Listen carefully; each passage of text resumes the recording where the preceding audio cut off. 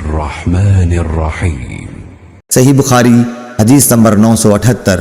عطا نے خبر دی کہ جابر بن عبداللہ رضی اللہ عنہ کو میں نے یہ کہتے سنا کہ نبی کریم صلی اللہ علیہ وسلم نے عید الفطر کی نماز پڑھی۔ پہلے آپ نے نماز پڑھی، اس کے بعد خطبہ دیا۔ جب آپ خطبے سے فارغ ہو گئے تو اترے اور عورتوں کی طرف آئے، پھر انہیں نصیحت فرمائی۔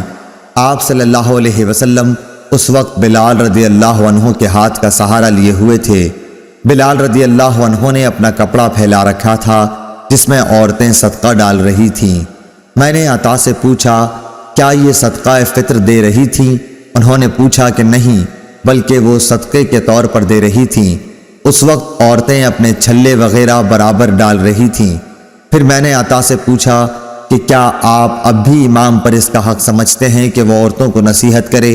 انہوں نے فرمایا ہاں، ان پر یہ حق ہے، اور کیا وجہ ہے کہ وہ ایسا نہیں کرتے؟